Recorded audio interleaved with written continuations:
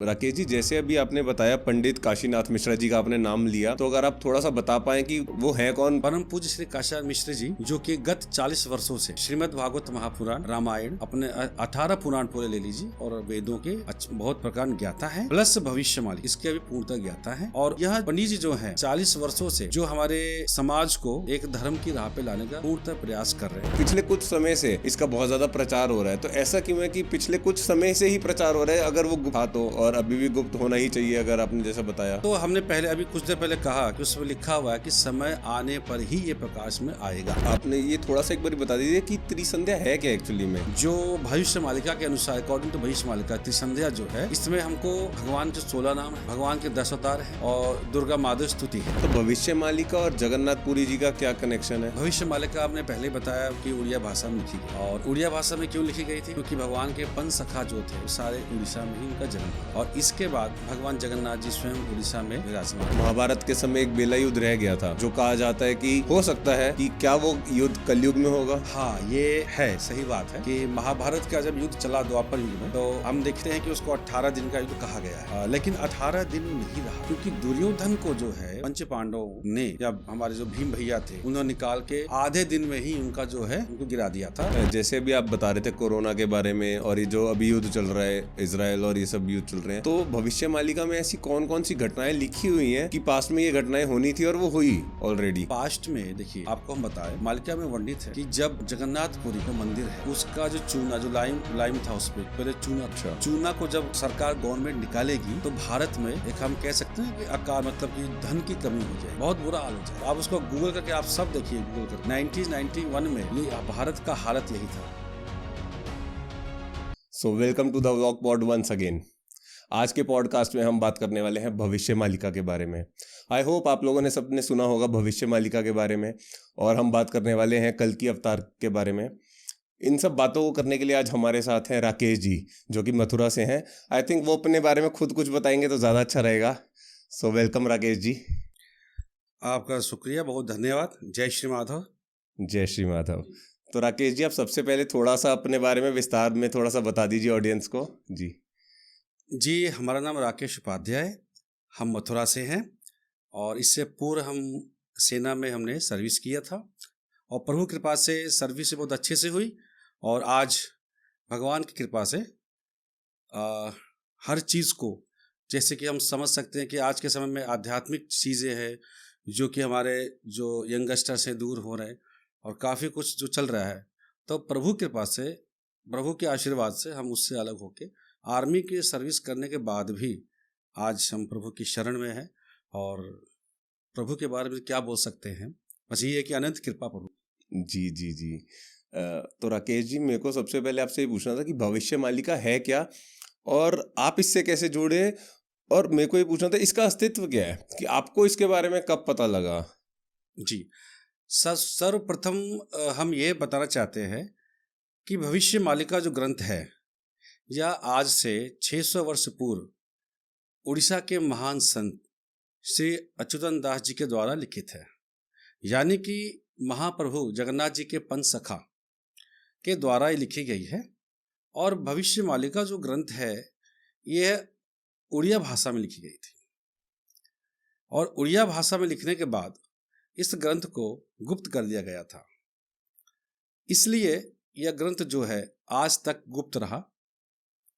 और इस ग्रंथ में चूंकि बहुत सी ऐसी बातें लिखी थी जो कि बहुत ही गोपनीय बातें थीं, और हम आपके माध्यम से सभी को ये बताना चाहते हैं कि भविष्य मालिका में जो वाणी है, जिसको श्री अच्युत दास जी के द्वारा लिखा गया है, वह महाप्रभु श्री जगन्नाथ जी की वाणी है, यानी कि जगन्नाथ जी जो कह रहे उसको संत जो है लिख रहे थे, इसलिए इसकी वाणी को लिख के गुप्त कर दिया गया था।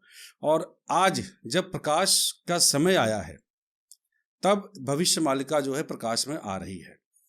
यह भी उसमें वर्णित है कि जब समय आएगा तो भविष्य मालिका स्वतः जो है प्रकाश में आना आरंभ कर देगी। और हमें कैसे मालूम चला, तो समझिए कि तकरीबन नहीं, नॉर्थ इंडिया में भविष्य मालिका के बारे में हर कोई नहीं जानता है, और हम भी नहीं जानते थे। हम एक अपनी चर्चा रखना चाहते हैं कि कैसे हमको मालूम चला। देखिए, हम शुरू में बोल चुके हैं कि महाप्रभु कृपा से ही यह हमें मिला है। जैसे कि हम ड्यूटी पे थे और ड्यूटी में नाइट ड्यूटी होती है, तो तकरीबन लोग नाइट ड्यूटी में टाइम पास करने के लिए मोबाइल्स का यूज़ करते हैं और हम मूवीज़ के देखते हैं या XYZ जो भी हम देख सकते हैं। तो हम भी यही सेम काम कर रहे थे, मूवीज़ को देखते थे। तो अचानक से हमने को यूट्यूब ओपन किया तो हमको पंडित श्री काशीनाथ मिश्रा जी, कल की अवतार चैनल है उनका, वह आया। उसमें हमने देखा कल की अवतार के बारे में लिखा है। हमने उसको हटा दिया, क्योंकि उससे पहले हम जब कल की अवतार के बारे में देख रहे थे, यानी कि हम ज़्यादा सर्च नहीं करते थे, बट ये कि मन में था कि हाँ, प्रभु अगर अवतार लेंगे तो हम लोग कहाँ रहेंगे। तो आप समझिए कि जब हमने उसको देखा तो हमने उसको हटाया। क्यों हटाया? क्योंकि उससे पहले बहुत सारे कल की अवतार हम देख रहे हैं। कोई कह रहा है मेरे माथे पे देखो चक्र है, कोई मेरे चरणों में चक्र है, कोई मेरे हाथ में चक्र है। अब ऐसे ऐसे कल की अवतार देखे जिनकी आयु ढल रही है, 65 साल के हो रखे हैं, दांत नहीं, मुंह में बोलते मैं कल की अवतार हूँ। तो ये सब चीज़ देख के मैं बहुत इरिटेट था। तो मेरे को लगा ये भी वही होगा, तो हमने उसको हटा के सिंपली हम अपने मूवी लग गए। इस तरह आप समझिए कि जब हम ड्यूटी करके आते थे और हम यूट्यूब को जब भी जैसे ही ऑन करते थे, हमारे सामने यही कल की अवतार चैनल पंडित काशीनाथ मिश्र यही लिख के आता था। हम उसको हटा देते थे, हम देखते नहीं थे उसको। 7 दिन कंटिन्यू 7 दिन चला। 7वें दिन रात को हमने कहा कि ये बार बार आ क्यों रहा है, तो हमको उसको देखना पड़ेगा। उस रात को हमने मूवी नहीं देख के इसको देखा थोड़ा सा एक, तो पंडित जी ने कहा जय जगन्नाथ। अब समझिए जो उनकी वाणी आई, एक जो मैग्नेट खिंचाव होता है, चुंबकीय खिंचाव, हमारे अंतर मन से हुआ वहां पे। हमने कहा कि इसको हमको देखना है, तो हमने उनको वीडियोस को देखा और आप आश्चर्य करेंगे उस रात से लेके, मतलब उस पूरी रात हमने कोई मूवी नहीं देखी, सिर्फ वीडियोस को देखा। और उसके बाद हमने सिर्फ और सिर्फ इसी वीडियोस को ही देखा, इसके अलावा हमने नहीं देखा। इससे क्या है कि इस तरह से हमें भविष्य मालिका के बारे में मालूम हुआ। और उस समय जो कोरोना आरंभ हुआ था और उसमें कोरोना के बारे में पंडित जी बता रहे थे कि भविष्य मालिका में लिखा हुआ है कि एक समय आएगा कि लोग जो हैं, जैसे गाय होती हैं, उनके मुंह पे जो बच्चे होते हैं उनके मुंह पे हम एक कपड़ा बांध देते हैं, जाली सा बांधते हैं ताकि वो खाए नहीं कुछ।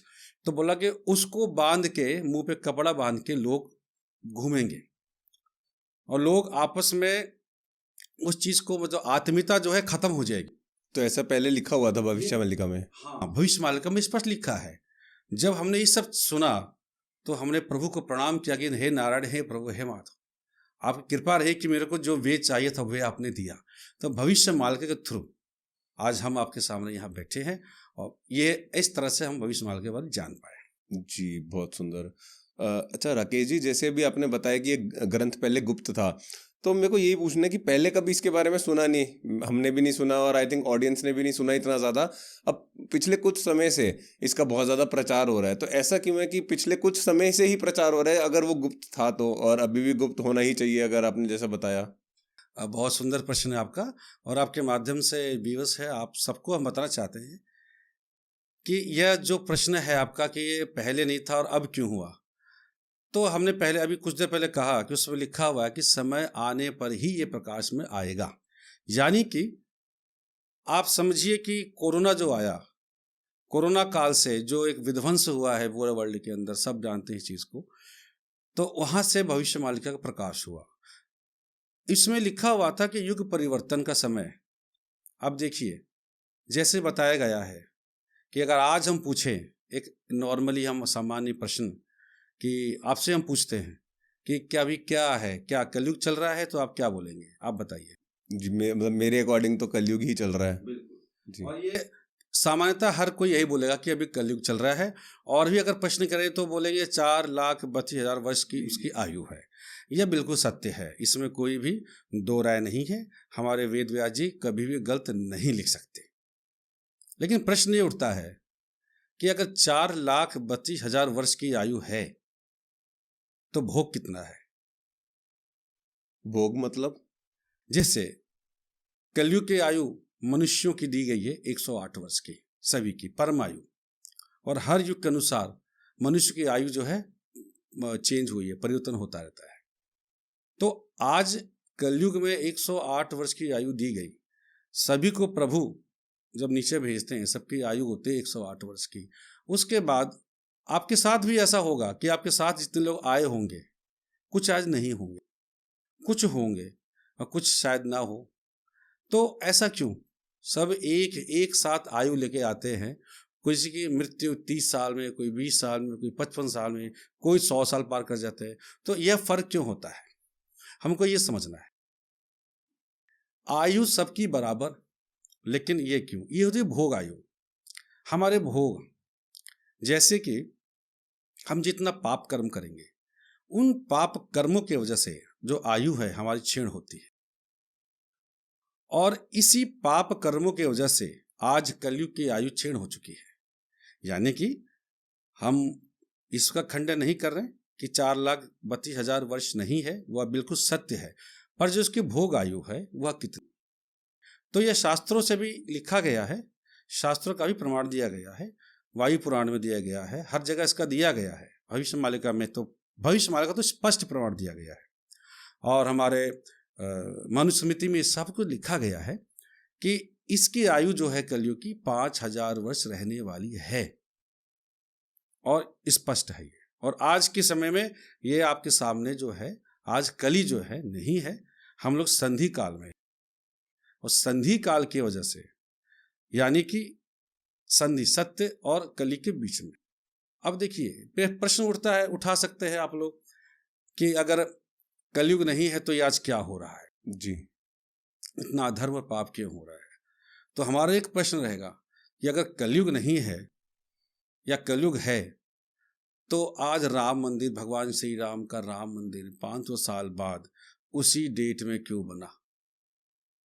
आपको हम बताना चाहते हैं आपके माध्यम से सभी को कि भविष्य मालिका में स्पष्ट इसका वर्णित किया गया है कि इस सन को भगवान श्री राम, मतलब उसमें लिखा गया है रघुबर जी जो अपने जो महल में विराजमान होंगे या जाएंगे। अच्छा, ये भविष्य मालिका में लिखा हुआ है ऑलरेडी, और 500 साल हो गया नहीं हुए, कितने लोगों ने अपना आहुति दी इसमें, सब जानते हैं। और उसके बाद इसका जो भूमि पूजन हुआ, उससे पहले भी हो सकता था, पर उसी डेट को हुआ, उसी तारीख को हुआ, उसी साल को हुआ। तो भविष्य मालिका में वो तारीख भी लिखी हुई थी, सन लिखा गया है। देखिए उस समय तारीख नहीं लिखा जाता था, जो ग्रह नक्षत्र के हिसाब से लिखा जाता था कि ये नक्षत्र होंगे, ये ऐसा होगा, इस सन होगा, इस तरफ से लिखा गया है। तो पंडित जी ने उसको बहुत ही आसान शब्दों में करके बताया है इसको जी। इस वजह से अब प्रकाश का समय आया है उसका, ताकि लोगों को जानकारी हो सके, क्योंकि समय आगे इतना विध्वंस आरंभ हो चुका है कि अगर लोग सचेत नहीं हुए और हम लोग इसमें घूमते रहें 432 के फेरे में, तो आगे बहुत विध्वंस हो रहा है, उसमें रक्षा नहीं हो पाएगी। जी जी राकेश जी, जैसे अभी आपने बताया पंडित काशीनाथ मिश्रा जी का आपने नाम लिया, तो अगर आप थोड़ा सा बता पाएं कि वो हैं कौन, क्योंकि मैंने भी उनकी काफ़ी वीडियोस देखी हैं कि वो काफ़ी प्रचार कर रहे हैं भविष्य मालिका का, तो आखिर हैं कौन पंडित काशीनाथ मिश्रा जी? जी, बहुत सुंदर प्रश्न है। परम पूज्य श्री काशीनाथ मिश्र जी, जो कि गत 40 वर्षों से श्रीमद् भागवत महापुराण, रामायण, अपने 18 पुराण पूरे ले लीजिए, और वेदों के बहुत प्रकार ज्ञाता हैं, प्लस भविष्य मालिका इसके भी पूर्णतः ज्ञाता है। और यह पंडित जी जो हैं 40 वर्षों से जो हमारे समाज को एक धर्म की राह पे लाने का पूर्णतः प्रयास कर रहे हैं। और एक और बात हम स्पष्ट करना चाहते हैं कि भविष्य मालिका जो ग्रंथ है उसका प्रचार सिर्फ पंडित जी ही कर पाएंगे और कोई नहीं करेगा, क्योंकि इसका भी भविष्य मालिका में वर्णित है, इनका नाम भी वर्णित है। अच्छा जी, अब जगन्नाथ महाप्रभु की वाणी है कि एक विप्र होंगे जिनका नाम पंडित काशीनाथ मिश्र है, वही जो है मालिका का प्रचार करेंगे। यानी उसमें लिखा है कि सबको तुलसी बांटेंगे, यानी कि मालिका प्रचार करेंगे और सबको धर्म के राह पर लाने के लिए बताएंगे, और अपने तरीके से बताएंगे कि कैसे कैसे क्या करना है आपको, कैसे आपकी रक्षा होगी। क्योंकि विध्वंस तो होगा। और ये आप देखिए आज हर चैनल्स जो है बता रहा है कि ये होने वाला है, वो होने वाला है, पर उपाय नहीं बता रहे हैं। जी, हम जानते हैं जैसे ब्रह्म कुमारीज हैं, उनका भी यही कॉन्सेप्ट है कि कलयुग समाप्त हो चुका है, और हम एक आध हम देखे भी हैं बाद में के, लेकिन रक्षा कैसे हुई, सॉल्यूशन क्या है वो किसी ने नहीं बताया। तो हम आगे इस पॉडकास्ट में सॉल्यूशन के बारे में भी बात करेंगे, तो आप लोग बने रहें इस पॉडकास्ट में और देखते रहें, इसको एंड तक देखिए। राकेश जी आपको बताएंगे सॉल्यूशंस के बारे में भी। जी जी देखिए, इसका सॉल्यूशन जो है सर, सबसे पहले हमारे को शाकाहारी होना बहुत जरूरी है। उसके बाद कोई जुआ या हम कुछ भी अधर्म की चीजें लेते हो उससे हम बचें, और शाकाहारी हमको होना है, पाप कर्म नहीं करना है, जो हम अल्कोहल यूज करते हैं उससे हमें दूर रहना है। ये सारी चीज होने के बाद अगर ये सब चीजें हैं तब हमको त्रिसंध्या करनी। अच्छा, त्रिसंध्या क्या है? जी, मैं आपसे यही पूछने वाला था कि ये त्रिसंध्या क्या है।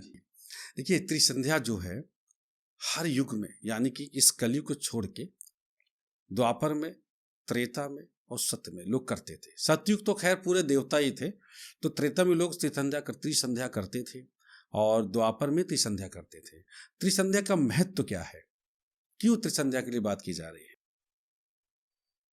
जब अभी का जो युग चल रहा है या इसमें जो लोग सामान्य तौर पूजा पाठ करते हैं, तो सबका ये होता है कि शाम की पूजा करनी है। तो सभी लोग क्या करते हैं, जब सूर्य अस्त होते हैं, अंधेरा होता है तो दिया जलाते हैं। नॉर्मल सब जगह यही होता है। उसके बाद आरती पूजा सब होती है। लेकिन यह देखिए, यह सही नहीं है।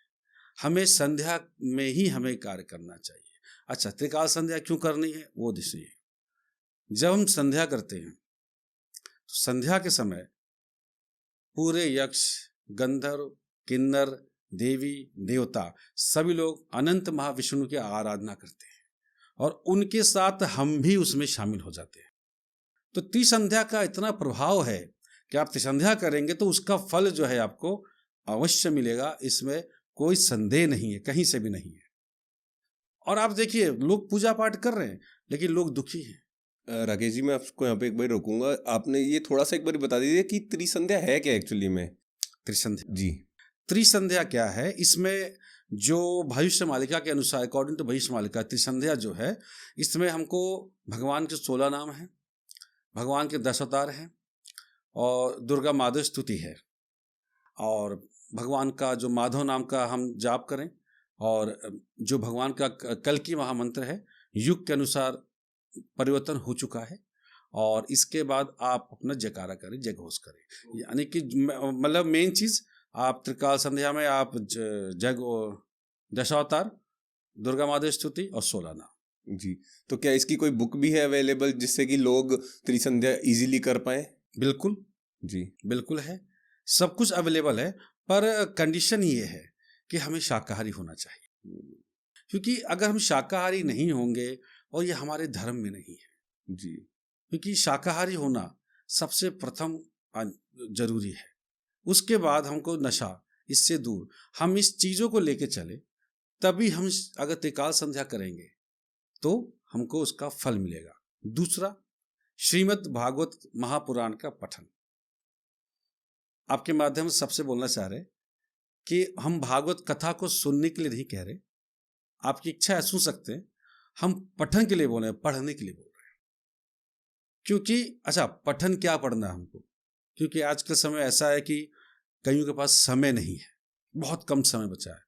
तो इसके लिए भी प्रावधान है, लिखा गया है, बताया गया है कि हम श्रीमद् भागवत महापुराण का 24 घंटे में अगर एक अध्याय भी हम करें तो भी वह सफिशिएंट है। अगर और समय नहीं है तो एक लाइन पढ़ लें, अब भी समय नहीं है तो एक श्लोक पढ़ लें, पर पढ़ें अवश्य, क्योंकि अगर हम पढ़ेंगे तो उसका हमको मिलेगा, नहीं पढ़ेंगे। अब देखिए, हर चीज के लिए हमारे पास समय है, तो क्या एक लाइन के लिए समय नहीं मिलेगा हमारे पास में? श्रीमद् भागवत महापुराण, भगवान श्री कृष्ण स्वयं उसमें विराजमान है जी। तो हम अगर उसको करेंगे तो उसको हमको लाभ मिलेगा। तो त्रिकाल संध्या प्लस श्रीमद् भागवत महापुराण का पठन और माधव नाम का जाप, ये 3 चीजें जो है हमको शुरू में करनी है, बेसिक चीजें। उसके बाद धीरे धीरे हम इसको महसूस करेंगे परिवर्तन हमारे में क्या परिवर्तन हो रहा है। जी जी बहुत सुंदर। अच्छा राकेश जी, जैसे मैंने मतलब थोड़ा बहुत मैंने भी अध्ययन करा है भविष्य मालिका के बारे में, मैंने भी कुछ वीडियोस ही देखी हैं।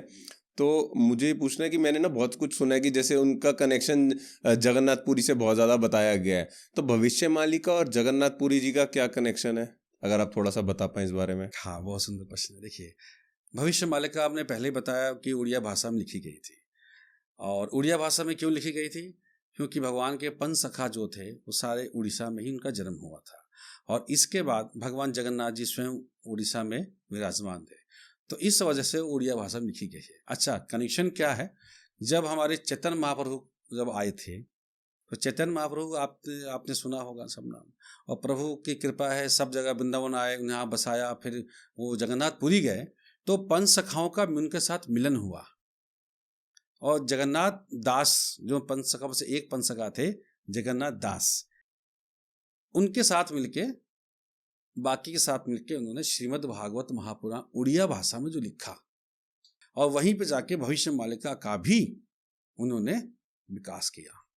और आप स्वयं इस चीज को समझिए कि जो स्वयं भगवान जाके बता रहे हैं, भगवान के पंच सखा लिख रहे हैं, उसमें कोई संदेह नहीं है कि कहीं से वो गलत हो सकता है। पहाड़ हिल सकता है, लेकिन मालिका की वाणी कभी नहीं टल सकती। ये आपके माध्यम से हम सभी को स्पष्ट करना चाहते हैं, जो लिखा है वो होगा, वो बदला नहीं जा सकता, नहीं बदल सकता कोई। अगर ब्रह्म चाहे तो, अगर जगन्नाथ जी चाहे तो बदल सकते हैं, अदरवाइज कोई बदल नहीं सकता, किसी में ताकत नहीं। जी अच्छा राकेश जी, मैंने ना ऐसा भी सुना है कि महाभारत के समय एक बेला युद्ध रह गया था, जो कहा जाता है कि हो सकता है कि क्या वो युद्ध कलयुग में होगा। तो भविष्य मालिका में अगर इसके बारे में कुछ लिखा हुआ है तो आप थोड़ा सा बताएं प्लीज। हाँ, ये है, सही बात है कि महाभारत का जब युद्ध चला द्वापर युग में, तो हम देखते हैं कि उसको 18 दिन का युद्ध कहा गया है। लेकिन 18 दिन वो नहीं रहा था, क्योंकि दुर्योधन को जो है पंच पांडवों ने, या हमारे जो भीम भैया थे, उन्होंने निकाल के आधे दिन में ही उनका जो है उनको गिरा दिया था, किनको, दुर्योधन को। तो आधा बेला, आधा दिन बच गया था। अब वो आधा दिन जो बचा है उसका युद्ध तो होना ही है, वो अब होने वाला है। अब मतलब? हाँ, अब यानी कि आप समझिए कि उसका समय बहुत नजदीक आ चुका है, और यह युद्ध जो होगा यह परमाणु युद्ध होगा, बहुत ही विनाशकारी युद्ध है, और आप समझिए समय उसका आ चुका है पास। जी जी अच्छा, जैसे भी हम बात कर रहे थे कि आपने बताया कि कलयुग हमने सबने ही सुना है कि, और शास्त्रों में भी ऐसा लिखा है कि 4,32,000 का वर्ष का ही है। और आपने बताया कि भविष्य मालिका में वो 5,000 उसकी आयु जो है वो 5,000 वर्ष की है। तो ये जो डिफरेंस है, ये आपने जो भोग बताया, इसको आप थोड़ा सा और एक्सप्लेन कर दीजिए कि ये डिफरेंस है क्यों एक्चुअली में। और 5,000 सॉरी, जैसे 5,000 वर्ष आई थिंक ऑलमोस्ट हो चुके हैं, तो क्या एक कलयुग समाप्त होने का समय आ गया है? हाँ, देखिए डिफरेंस जैसे हुआ है इसका,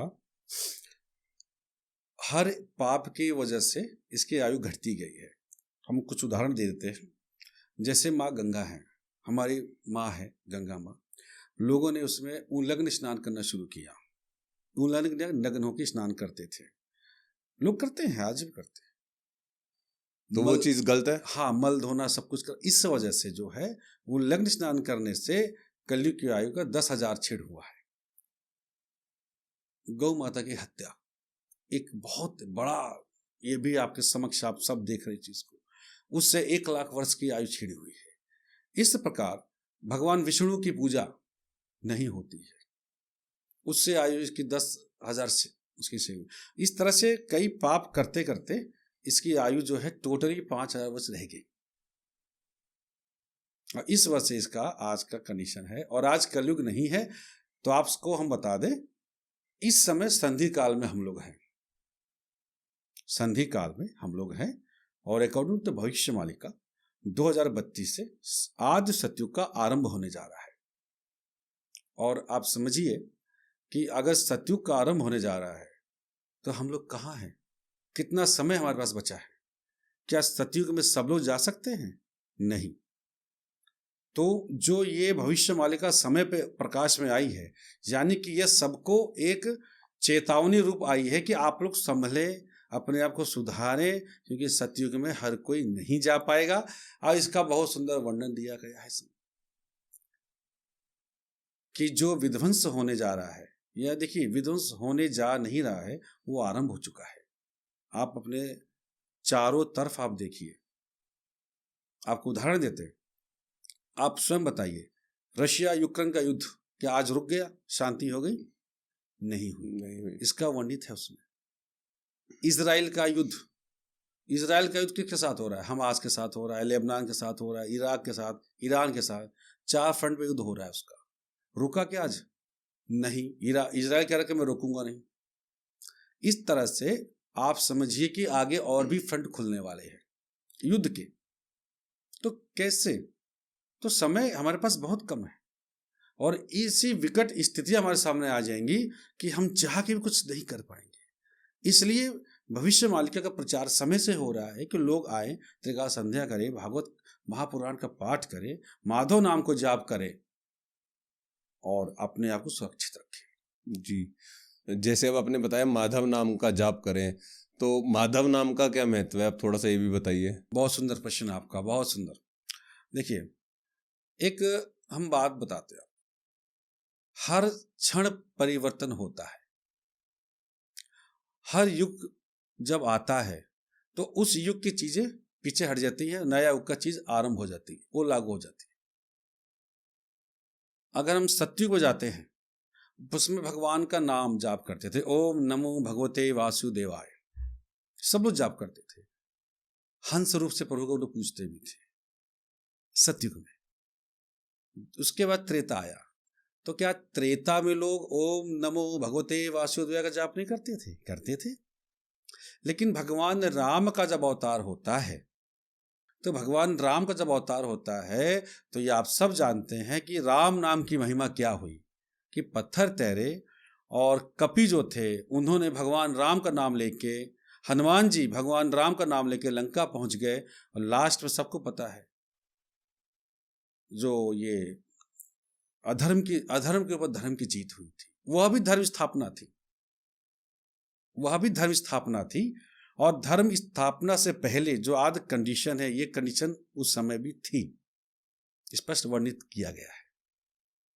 और द्वापर में आए, तो द्वापर में भी राम नाम नहीं था क्या? क्या लोग वाल्मीकि जी की रामायण को नहीं पढ़ते थे क्या? या भगवान विष्णु का नाम नहीं जाप करते? सब करते थे। लेकिन कृष्णा अवतार जब हुआ द्वापर में, रात के समय भगवान प्रभु नारायण का, तो उसके बाद कृष्ण नाम ही से तो लोग अपने आप को निकाले। और फिर द्वापर गया, फिर कलयुग आया। कलयुग में भगवान जगन्नाथ जी के रूप में विराजमान हुए उड़ीसा क्षेत्र में, जो पवित्र क्षेत्र है, और वहां पर विराजमान हुए। तो अब यहाँ पे चैतन्य महाप्रभु भी आए, उन्होंने भी हरे कीर्तन किया, हरे राम राम राम हरे हरे, हरे कृष्ण कृष्ण कृष्ण हरे हरे, इसका उन्होंने नाम दिया जाप। तो देखिए, यह सब होते हुए तो क्या भगवान राम का नाम नहीं था? नहीं। जगन्नाथ जी को लोग पूछते थे, जगन्नाथ जी का नाम लीला थी कलयुग में। आज चूंकि संधि काल है, इसमें माधव नाम का महिमा यह है कि उसमें लिखा है, स्पष्ट लिखा है कि भगवान जब द्वारका में बैठे थे द्वापर में, तो माँ योग माया प्रभु के पास आके बोली, हे प्रभु, माँ यशोदा जी ने आपका नाम तो नामकरण करवा दिया गर्ग मुनि से, और आपका नाम उन्होंने लिखवाया कृष्ण, तो आपका नाम कृष्ण रख दिया, तो आपको कृष्ण कहती हैं। और जो देवकी है, माँ देवकी, वह आपको वासुदेव कहती है। तो प्रभु आपसे मेरी प्रार्थना है कि हमारी एक प्रार्थना सुन लीजिए। तो प्रभु बोले कि माँ बोलिए क्या चाहिए? बोला कि हम चाहते हैं कि आपका नाम माधव हो, आपको माधव से लोग पुकारे। तो भगवान ने वही समय कहा था कि माँ, इस समय तो यह संभव नहीं है, लेकिन हाँ, कलयुग के अंत में जब मेरा अवतार होगा तो मेरा नाम माधव नाम से ही प्रचार होगा। उस समय अब माधव माधव ही होगा, पूरे विश्व में माधव होगा। और जो माधव नाम को जाप करेगा वह हर संकट से, कि हर युग के अनुसार नाम की महिमा होती है।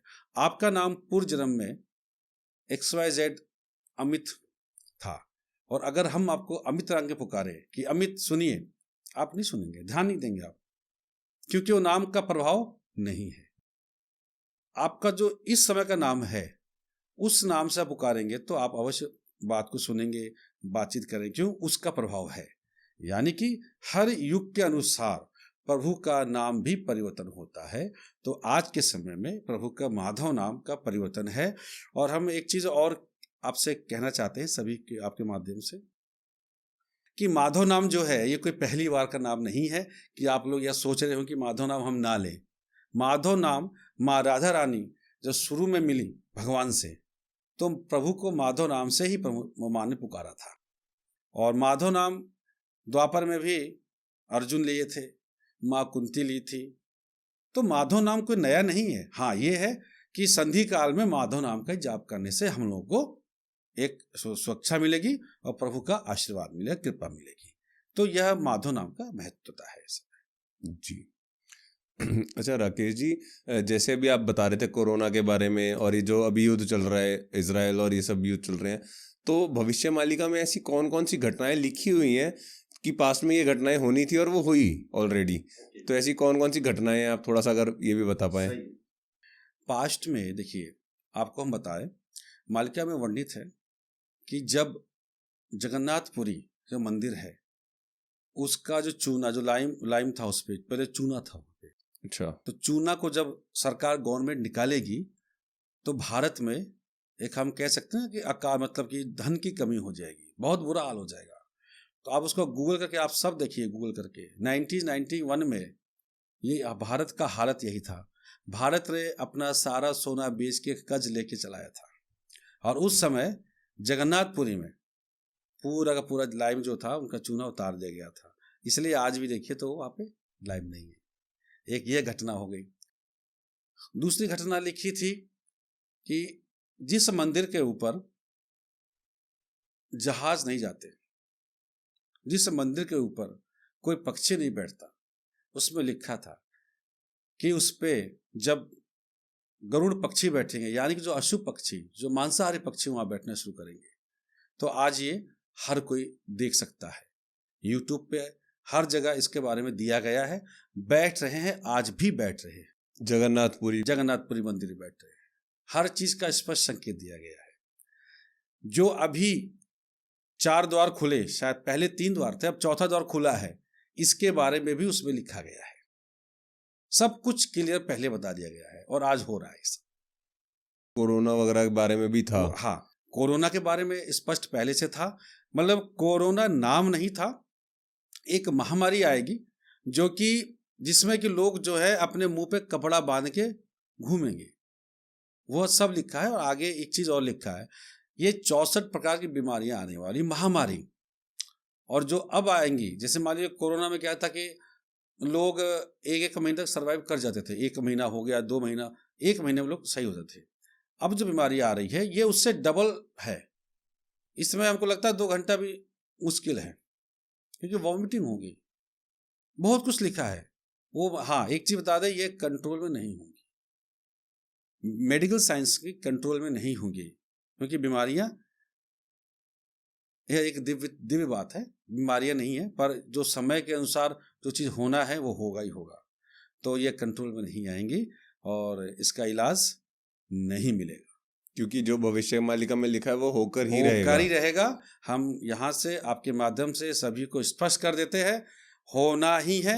आप लोग इसको नोट कर ले, नहीं होगा तो आप बोलना कि हाँ किसी ने बताया था, वो गलत बताया था, कि मालिका की वाणी जगन्नाथ जी की वाणी है, कोई सामान्य पुरुष की या किसी की नहीं है। काफी बड़ी स्टेटमेंट है ये जी। अच्छा राकेश जी, मेरे को एक चीज़ और पूछनी है, जैसे जो लोग भक्ति में हैं, पूजा करते हैं, क्या ये भविष्य मालिका में जो लिखा है कि ये सब होगा आगे चल के, जैसे आप बता रहे हैं कि ऐसी ऐसी बीमारियां आएंगी, तो क्या उन लोगों को थोड़ा कम कष्ट होगा, या वो लोग भी मतलब तड़प कर ही मरेंगे? हाँ देखिए, हम बताएं आपको, 33 करोड़ एक इसकी संख्या लिखी गई है। 33 करोड़ भारत में बचेंगे और 31 करोड़ शेष विश्व में बचेंगे, यानी कि टोटल 64 करोड़ मनुष्य बचेंगे। तो अब हम एक प्रश्न उठ सकता है कि भाई वो कौन होंगे? सारे हिंदू होंगे कि आजकल सनातन धर्म का भी खूब चल रहा है, जो हमारे मुस्लिम भाई हैं वो भी अपना धर्म कर रहे हैं। तो एक प्रश्न हो सकता है कि क्या ये सारे हिंदू होंगे? पर नहीं, यहाँ स्पष्ट बताना चाहते हैं कि जो धर्म पर रहेगा। अच्छा, धर्म क्या है? सनातन धर्म क्या है? एक छोटा सा है, ज़्यादा हम उस पर नहीं जाएंगे। सत्य, प्रेम, दया, क्षमा, शांति, ये 5 चीजें जिसके अंदर हैं वह धर्म है। और जो उस पर रहेगा वो आगे सरवाइव करेगा, और उस सरवाइव करके, यानी कि उससे कोई मतलब नहीं है कि वो किस धर्म का है, किस कास्ट का है, किस जात का है। प्रभु के लिए सब एक है। प्रभु सिर्फ धर्म को देखते हैं। महाभारत यानी द्वापर में भी प्रभु ने दिखाया कि मैं सिर्फ धर्म को देखता हूं। आज भी धर्म को ही देखा जाएगा। इसलिए सत्य, प्रेम, दया, क्षमा, शांति, ये 5 चीज जिसके पास होगी, जो चलेगा उसकी रक्षा होगी, वो सरवाइव कर पाएगा, वो चाहे किसी भी धर्म का। और बचने वाले तो हमने बता दिए, 64 करोड़ ही बचेंगे। और उसमें से जो पूजा पाठ कर रहे हैं तो 33 करोड़ में से वो भी हो सकते हैं। देखिए, सरवाइव तो सबको करना पड़ेगा। अब इसमें ये हो सकता है कि जो भगवान के पंचसखा आए होंगे, जो भगवान की गोपी आई हैं द्वापर युग की, जो अंग संग रहने वाले हैं, वो तो प्रभु के संग रहेंगे। जो आप समझिए कि प्रभु की पूजा में है, अपने जन्म को सार्थक बना रहे हैं, तो प्रभु उन पर भी ध्यान देंगे। वे लोग 33 करोड़ में रहेंगे, लेकिन जो प्रभु के संग रहेंगे वो अलग है। लेकिन वो लोग साथ में सरवाइव करके आगे युग में जा सकते हैं। डिपेंड करता है कि वो अंतर मन से भगवान को कितने प्रेम करते हैं, कितना प्यार करते हैं, कितना समर्पण भाव है अंतर मन से, डिपेंड इस पे करता है जी। अच्छा राकेश जी, जैसे अभी आपने बताया कि भविष्य मालिका के बारे में बहुत कुछ आपने बताया, तो मेरे को ऐसा लग रहा है कि भारत देश के बारे में तो बहुत कुछ लिखा हुआ है जो आपने बताया। अभी अन्य देशों के बारे में क्या लिखा हुआ है भविष्य मालिका में? बहुत सुंदर प्रश्न है। भारत देश के बारे में, यानी कि भविष्य मालिका में जो लिखा है वो पूरे विश्व के लिए लिखा है, यानी कि विश्व भी लिखा है और हमारे जो नक्षत्र हैं ऊपर ग्रहों तक के लिए लिखा हुआ है। अच्छा, बाकी देशों के बारे में क्या लिखा है? उसमें लिखा है कि जो जहाँ पे मक्का मदीना है वहाँ पर एक बहुत बड़ा युद्ध होगा। वो देखो आपके सामने, इजराइल कहाँ पर है? उसके आसपास तो है, और चल रहा है। और बाकी देश, जैसे कि आप समझिए जो तटवर्ती क्षेत्र हैं, जैसे अमेरिका है, 80% जलमग्न हो जाएगा। ऑस्ट्रेलिया, न्यूजीलैंड, जो जो बिल्कुल समुद्र के साथ है, पानी बढ़ेगा तो जल बढ़ेगा, जल का स्तर बढ़ेगा, ये देश जलमग्न हो जाएंगे। बहुत कम ही रहेंगे यहाँ पे। आप देखिए प्लेट्स, एक न्यूज़ हम देखा, एक्चुअली में सब लिखा गया है। एक हमने न्यूज़ भी देखा, आर्टिकल में आज यूट्यूब में दिया था कि प्लेट अलग हो रही है। साउथ अफ्रीका की जो प्लेट है नीचे से अलग होके वह जुड़ के बोला कि कहीं भारत में लग जाएगी तो भारत में वहाँ पे सर्दी हो जाएगी, बर्फ़ आ जाएगा नीचे साउथ में जाके। तो वो सब चीज़ें हो रही है, प्लेट्स भी टूटेंगी और भूकंप भी आएंगे। और ऐसा लिखा है कि इतना बड़ा भूकंप आने वाला है जो कि जो उत्तर का मेरू दक्षिण, दक्षिण का मेरू उत्तर में हो जाएगा। और सोचिए कि पहाड़ हिल जाएंगे तो बाकी रहेगा क्या? तो ये सब चीज़ें होने वाली है जी। तो मतलब ऐसे नेचुरल कैलेमिटीज से ही लोग मरेंगे? नेचुरल से ही मरेंगे, युद्ध से भी मरेंगे, और साथ में जो महामारी आ रही है उनसे भी। मतलब डिजास्टर ही होना है कहीं से, इसके लिए कोई रियायत नहीं है जब तक हम धर्म पे नहीं चलेंगे। जी, धर्म पे है, रक्षा हमारी धर्म करेगा। अच्छा, जैसे अभी आप बता रहे थे ये मीन शनि योग के बारे में, तो ये कब लगेगा और इसके बाद क्या होगा, क्या इसके बाद कि ये जो मीन शनि योग लगने वाला है जो आप बता रहे हैं? 29 मार्च को लगेगा ये। 29 मार्च इसी साल? नहीं, ये 2025 जो मतलब अपकमिंग है 29 मार्च। और देखिए मीन शनि लग रहा है, साथ में अमावस्या भी है उस दिन, चंद्र ग्रहण भी है उस दिन, सूर्य ग्रहण भी है उस दिन। तो 29 मार्च को ही देखिए क्या क्या नहीं होने वाला है। सारे जो चीज़ें गलत, मतलब जो चीज़ें आ रही हैं वो तो एक जो इंडिकेशन मिल रहा है इसका अर्थ है कि बहुत बड़ा विध्वंस। आप देखिए विध्वंस कैसे होगा। जैसे हम लोग यहाँ बैठे, अभी आज से पहले सारी चीजें बाहर हो रही थी। अमेरिका में भूकंप आ रहे हैं, टॉर्नेडोज आ रहे हैं, हम लोग कोई फर्क नहीं पड़ रहा था। ठीक है, तो हमने उस समय भी बताते थे लोगों को, तो लोग बोलते थे नहीं नहीं नहीं नहीं, ऐसा यहाँ कुछ नहीं होगा, होता रहता है। लेकिन ये बढ़ता आ रहा है, बढ़ते बढ़ते बढ़ते यूक्रेन, रशिया, इजराइल, इंडिया, ये सब कुछ होने लगा आपके समक्ष, सामने आपके हुआ, और अब ये बढ़ के भारत में होगा। तो लोग क्या कर लेंगे? आपका प्रश्न था ना, तो लोग क्या कर लेंगे? यानी कि जब ये सारी चीजें जो एक साथ हो रही हैं नक्षत्र में, तो लोग क्या करेंगे उस समय? तो सबका माइंड जो है काम नहीं करेगा। आप देखिए वो तो शुरुआत हो चुकी है। किसी का माइंड अस्थिर नहीं है अभी, माइंड, मन अस्थिर नहीं है। कार्य करते हैं, दूसरा ध्यान कहीं और रहता है। हमारा काम कुछ करना है, पर हम सोचते हैं यार वो ऐसा कैसे कर रहा है। दूसरी बात, धैर्य खत्म हो चुका है। कुछ किसी ने हमको कहा, हम कहते हैं तो मर्डर कर दो, मार दो इसको, बस, और कुछ हमको दिखता नहीं है। हालांकि ये होता नहीं था पहले, पर आज है। छोटी सी बात में लोगों में कत्ल हो जा रहे हैं, मर्डर हो जा रहे हैं। क्यों हो रहा है सब चीजें? क्यों नहीं लोगों में पेशेंस? कहाँ गया पेशेंस हो? तो ये है कि हमने जो पाप किए हैं उसका फल तो हमें भुगतना पड़ेगा। लेकिन हाँ, जो धारा में चलेंगे, जो धर्म पे आएंगे, उनकी रक्षा अवश्य होगी, इसके लिए कोई संदेह नहीं है कहीं से। तो मीन शनि का जो है वो होना है और निश्चित होना है, और आप अवश्य परिवर्तन देखेंगे 29 मार्च 2025 नहीं, के बाद। परिवर्तन तो अभी से देखेंगे आप। अच्छा। अभी से आप बहुत कुछ देखेंगे। एक हम बता रहे हैं कि उसके बाद थोड़ा बढ़ा मिलेगा आपको, क्योंकि वह कार्य आरंभ हो चुका है। हम ये नहीं कह रहे कि शुरू होगा, वो हो चुका है। बस ये है कि जैसे हम आगे बढ़ते जा रहे हैं वो एक विकराल होता जा रहा है। 29 मार्च के बाद उसका स्तर और बढ़ जाएगा। 29 मार्च तक तो कौन जाएगा? उस समय क्या होगा प्रभु को छोड़े कौन नहीं जानता उसमें जी। तो बहुत बड़ी चीज हो गई। हम यहीं सरवाइव कर जाए। घरों में सुसाइड्स हो रहे, हम देख रहे हैं, लोग वीडियोस बना रहे, देखो मैं सुसाइड में जहर पी रहा हूँ, मैं फांसी। यार क्या हो रहा है ये सब चीजें? वहां तक कौन जाएगा 29 तक? तो बहुत मुश्किल है। जो धर्म पे रहेगा वही जा सकता है। जी जी। अभी जैसे हमने पीछे बात करी कलयुग के बारे में, हाँ, तो आपने कुछ नाम लिया कल की अवतार जैसे। हाँ। तो कब होगा ये कल की अवतार?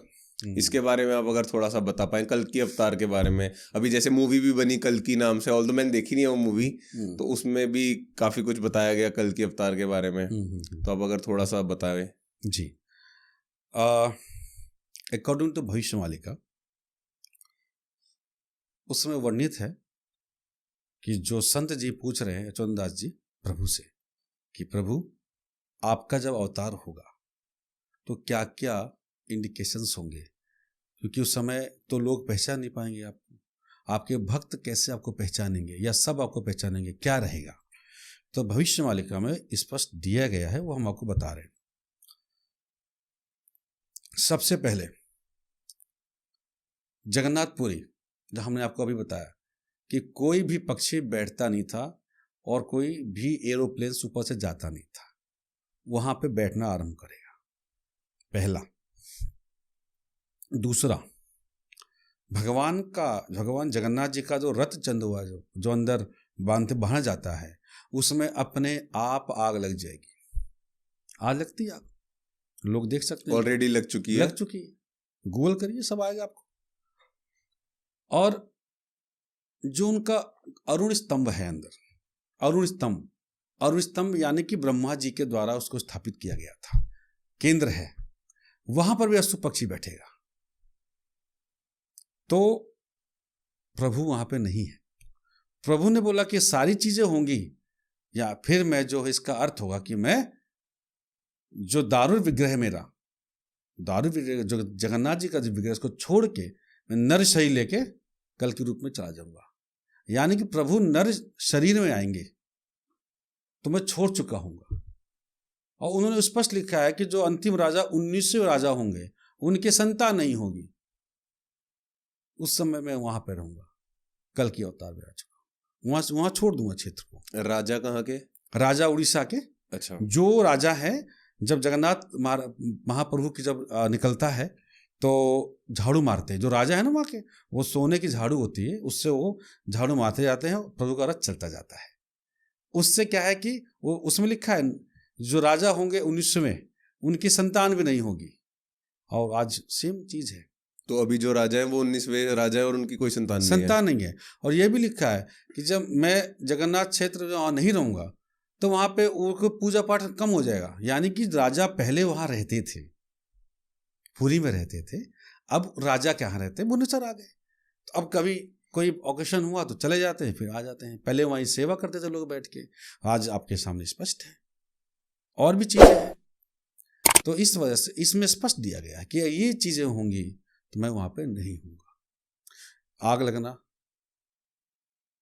हर एक चीज को, मतलब आप समझिए कि जो उनका न्यूज भी आया था, लिखा भी मालिका में, उनका जो खजाना है रत्न, वो रत्न भंडार जो है वो चोरी हो जाएगा, चोरी हो गया वहां पे। ये सब लिखा हुआ है ऑलरेडी, लिखा हुआ है पहले, 600 साल पहले लिखा है, 600 वर्ष पूर्व लिखा है, और आज हो गया।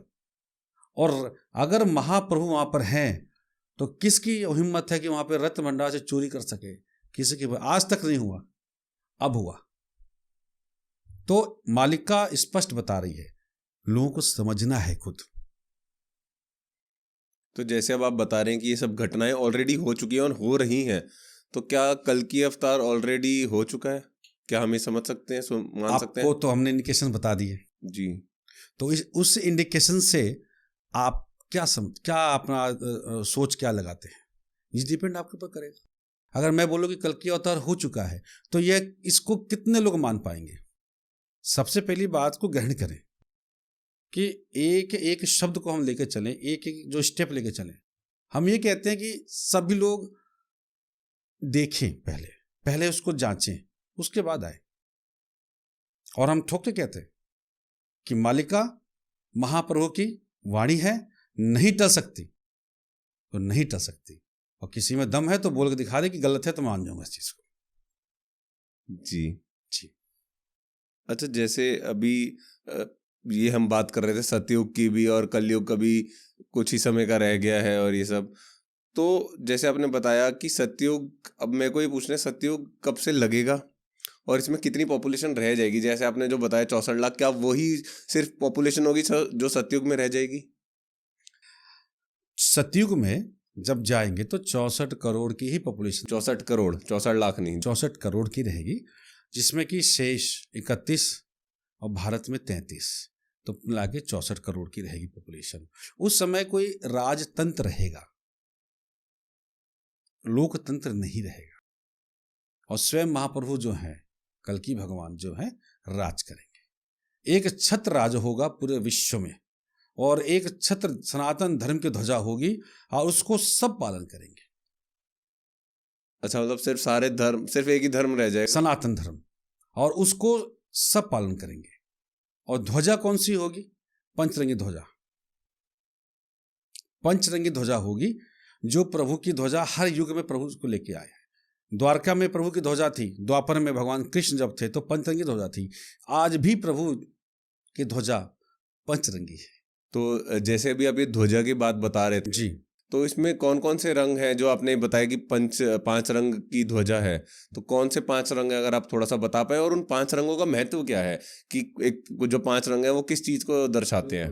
जी हाँ, तो जैसे ध्वजा है सफेद, लाल, हरा, पीला और नीला, ये 5 रंग की ध्वजा है। और हर ध्वजा जो इसको देती है, जैसे हमने कुछ देर पहले कहा था आपको, ये ध्वजा भी सनातन धर्म को ही इंडिकेशन कर रही है। कैसे कर रही है? सत्य, प्रेम, दया, क्षमा, शांति, जो आपने स्टार्टिंग में बताया था, वही सीरियल वाइज आप ले लीजिए। सत्य, प्रेम, दया, क्षमा, शांति, ये उसी का ही वो है, मेल है दोनों का। जैसे राकेश जी, अभी तो मतलब सनातन धर्म में मैंने ऐसा देखा है कि भगवा ध्वजा फहराई जाती है, भगवा को बोला जाता है कि ये सनातन धर्म की ध्वजा है। तो क्या ये ध्वजा बदल जाएगी, या भगवा नहीं ये ही ध्वजा है, जो लोगों को नहीं पता है? अगर आप थोड़ा सा बता पाए। हाँ, सुंदर प्रश्न है। देखिए, युग के अनुसार हर चीज़ परिवर्तन होती है। जैसे हमने बताया कि पंचरंगी ध्वजा द्वापर में भगवान श्री कृष्ण की द्वारका पर लगती थी, आज भी पंचरंगी ध्वजा प्रभु की है और आगे अब समय आ गया है, धीरे धीरे आगे जाके पूरे विश्व में पंचरंगी ध्वजा हर जगह रहेगी, क्योंकि ये सनातन धर्म को निर्देशित कर रही है कि ये सनातन धर्म है, सत्य प्रेम दया क्षमा शांति, ये ध्वजा सनातन धर्म की है।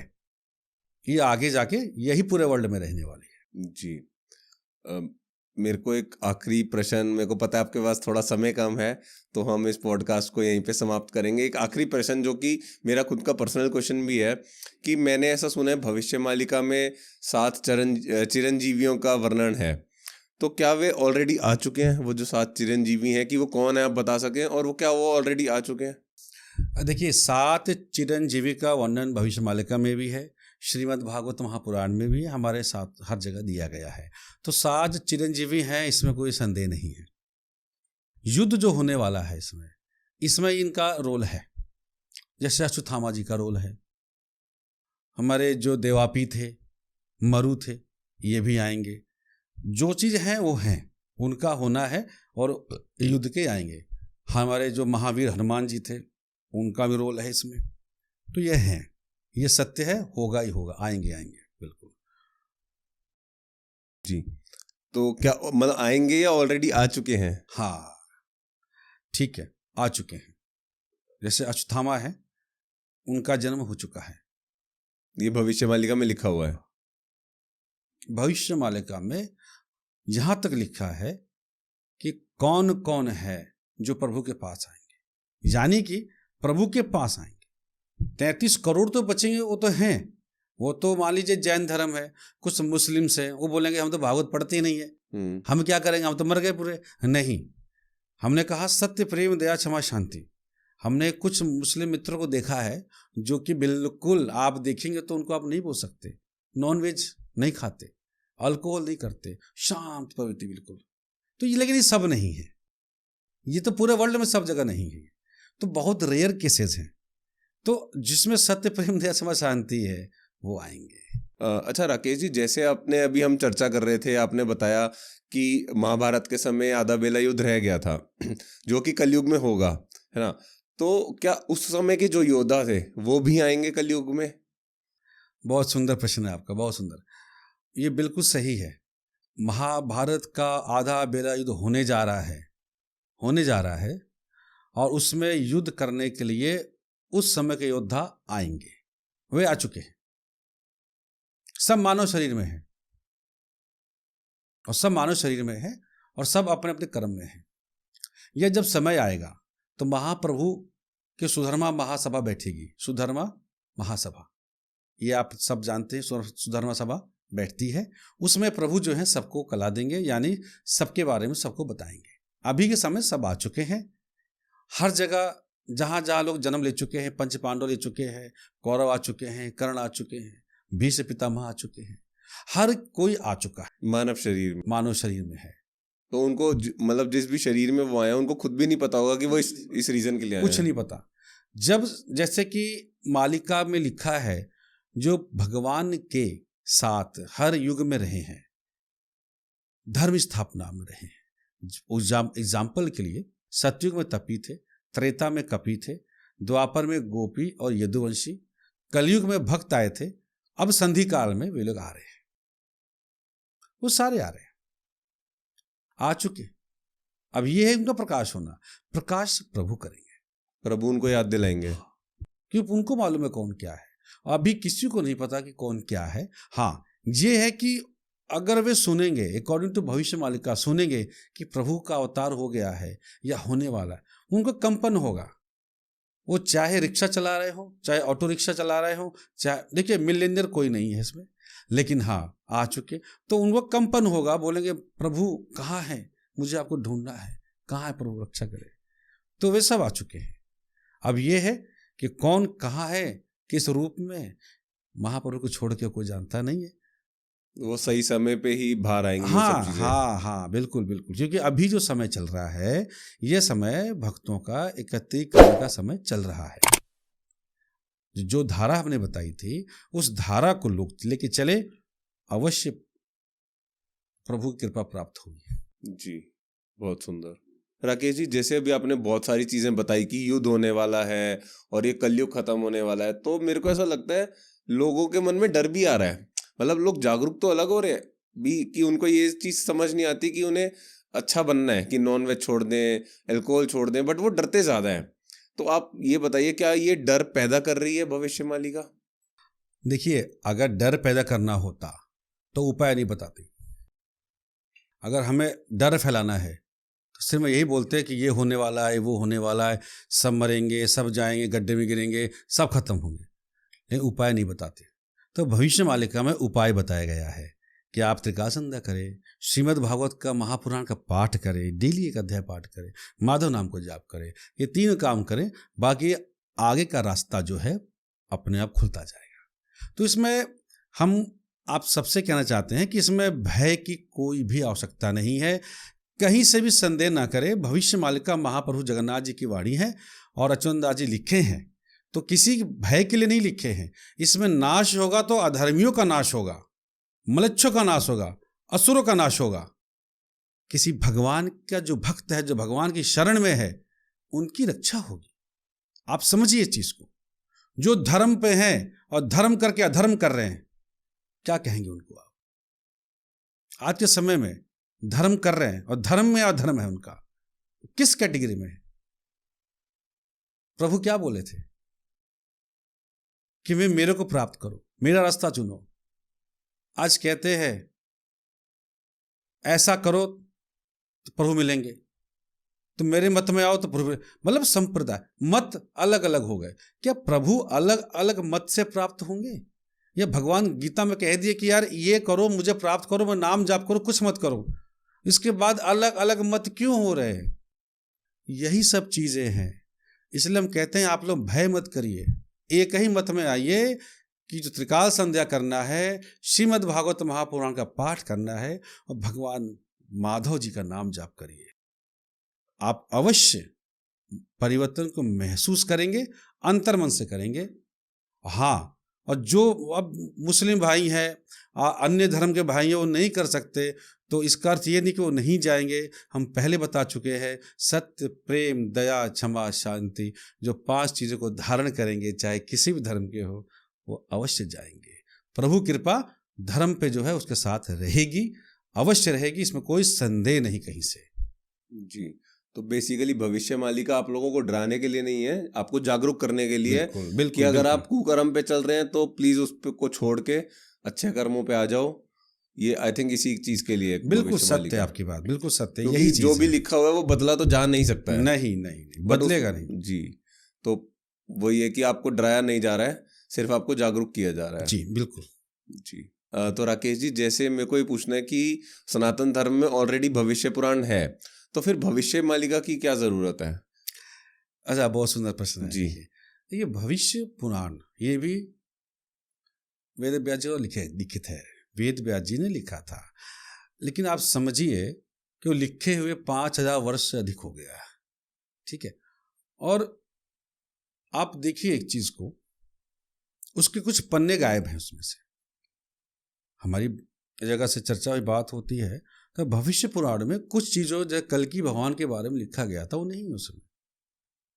क्योंकि ये हमारा गलती नहीं है, ये जो विधर्मियों का यहाँ पे आना हुआ था, हम विधर्मी की बात कर रहे हैं, उन्होंने वहां से उसको आगे पीछे किया। लेकिन भविष्य मालिका जो ग्रंथ है, ये कब लिखी गई थी? ये कलयुग में आज से 600 वर्ष पूर्व पंच सखाओं के द्वारा लिखी गई थी, और ये 1,85,000 ग्रंथ है। तो उसमें जो लिखा गया था, लिख के उसको गुप्त कर दिया गया था, इसलिए उसकी जो वाणी है, उसमें जो लिखित है, वह बिल्कुल सत्य को जा रहा है, उसमें कोई चेंज नहीं है। नहीं तो मैकाले जो थे, मैकाले, मैक्स मुलर, जो कि विद्वान थे अंग्रेजों के, उन्होंने संसद में कहा था ब्रिटेन में कि अगर भारत को गुलाम बनाना है तो इनके जो धार्मिक पुस्तकें हैं उसके अंदर मिलावट की जाए। तो हमारे शास्त्रों में मिलावट की गई, और उससे क्या है कि हम देखिए, हमारा जो समाज है वो आगे जा नहीं पा रहा, हम लोग कुरीतियों में बंध गए।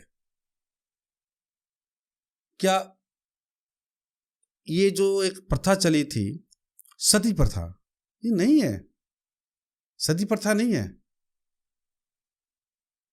बनाया गया, कुर्सियां डाली गई। अगर सती प्रथा होती तो राजा दशरथ जी की मृत्यु के बाद में तीनों रानियां सती हो जाती। यह समाज बोलता कि जाओ सती हो जाओ, फटाफट खत्म हो गया, जाओ। नहीं था इसका मतलब। हाँ, एक प्रश्न कह सकते हैं लोग कि द्वापर युग में जो माँ कुंती थी और जो माद्री उनके साथ 2 रानियां थी पांडु जी की, तो माद्री बोलती कि मैं इनके सती होंगी, वो सती हुई थी वो जी। तो लोग प्रश्न उठाएंगे इस पे। तो हम बोलना चाहते हैं आपके माध्यम से, देखिए जो माद्री थी वे किसी के प्रेशर से सती नहीं हुई थी। माद्री जो थी उनको मालूम था कि अगर इनके साथ में यह कार्य किया जाएगा तो इनकी मृत्यु होगी, और जब वो हुआ उनको पश्चाताप था कि अब इनकी मृत्यु मेरी वजह से हुई है। तो उन्होंने कहा कि मैं इनके साथ सती इसलिए हो सकती, मैं जीवित नहीं रह सकती, मेरी वजह से मेरे पति की मृत्यु हुई है और आप इनको पालिए। अगर सती प्रथा होती तो माँ कुंती भी सती हो जाती। तो देखिए ऐसी कुरीतियां इतनी ज्यादा डाली गई कि हमारे जो शास्त्र है उसको हम नहीं पढ़ पाते, और पढ़ते हैं तो फिर 4,32,000 वर्ष के बारे में बताया जाता है। आगे कुछ ग्रंथ है, गर्ग संहिता में स्पष्ट लिखा है, उसके बारे में क्यों नहीं बताया जाता है? क्या नहीं, क्यों नहीं बताया जाता है? बताना चाहिए। इसलिए भविष्य मालिका जो है आज के समय में, प्रेजेंट में, आपके समय में बिल्कुल स्पष्ट है। इसमें कहीं से भी कोई दो राय नहीं है कि कुछ भी वाणी इसकी चेंज होगी। और आपके माध्यम से आप सबको हम बताना चाहते हैं कि आप लोग बिल्कुल भी संदेह ना करें कि यहाँ पे ये चीज़ नहीं होगी। देखिए, आप जब भगवान कृष्ण को पूछते हैं तो भगवान कल्कि कौन है? भगवान जगन्नाथ कौन है? भगवान कृष्ण ही है। तो अगर भगवान कृष्ण आपके, हमको तो हमारे भगवान कृष्ण में राधे राधे बोलूंगा, माँ राधा बोले, माँ राधा कौन है? भगवान की योग माया है। तो अगर भगवान कृष्ण को हम मानते हैं, जगन्नाथ जी कौन है? कृष्ण ही है। तो अगर जगन्नाथ जी की वाणी अटल है तो भगवान कृष्ण ही तो है। तो भविष्य मालिका ग्रंथ एकदम स्पष्ट है, उसकी वाणी बदल नहीं सकती, नहीं सकती, नहीं सकती। ये आज हम आपके सामने फिर बोलते हैं। तो आप लोग अपने जो कर्मों को जो है सही करके एक धर्म पे आइए, ताकि आगे समय जो आ रहा है उसमें हम अपनी रक्षा कर सकें। जी, बहुत सुंदर। अच्छा, एक चीज़ बताइए आप सबसे, और आपसे प्रश्न, हमारे से मिलते हैं महाकाल वाले, सब बात हम करते हैं, बोले चिलम लगा रहे। अब हमने पूछा चिलम क्यों लगाते हो? बोला अब भोले बाबा का प्रसाद है। अब हम उनसे ही पूछते हैं कि तुमको किसने बताया, तुमने देखा है? ये जवाब नहीं उनके पास में। अरे नहीं देखा तो नहीं है। मैं कहा तुम्हारे साथ पीढ़ियाँ बीत जाएंगी, भगवान शंकर को दर्शन करना आसान नहीं है। ये चिलम गांजा पी के तुम नशा करके भगवान शंकर का बेइज्जती करते हो, तुम इसमें उनको देख सकते हो? अरे कर्म वो करो, इंद्रियों को जलाओ, जो कर्म खराब है उनको जलाओ, भगवान शंकर की बेइज्जती मत करो। ये कहाँ से आया? ये सब चिलम पीना, गांजा, ये कहाँ से आया? ये सब चीजें कहीं से तो उठा है। भगवान शंकर का नशा है, बिल्कुल है, लेकिन वो नशा एक ही है, भगवान महाविष्णु की आराधना करना। अब भगवान विष्णु के एक नशा है कि भगवान भोलेनाथ का आराधना करना। वो दूसरे के पूरक हैं वो लोग, और हम कहते हैं कि भगवान शंकर अलग, ये अलग। नहीं, ऐसा कहीं कुछ नहीं है। कलयुग खत्म हो रहा है तो उससे डरना नहीं है हमें, उससे बचने के जो उपाय बताए हैं राकेश जी ने, हमें वो सब करना चाहिए। तो बहुत बहुत धन्यवाद राकेश जी आपका, आपने हमें समय दिया। जय श्री माधव। जय श्री माधव, सभी को जय श्री माधव, जय श्री माधव। और हम कोशिश करेंगे, अगर आपके पास भी समय हुआ, कि हम आपको दोबारा बुलाएं और हम कुछ और चर्चा करेंगे भविष्य मालिका के बारे में। और बहुत बहुत आनंद आया आज, बहुत बहुत धन्यवाद। ये हमारा सौभाग्य रहेगा कि ये प्रभु की सेवा है, और जितनी सेवा मिल सके हम कर सके इस जीवन में, तो ये हमारा सौभाग्य है। बस ये से ज़्यादा हम अधिक क्या कहें। जय श्री माधव। जय श्री माधव।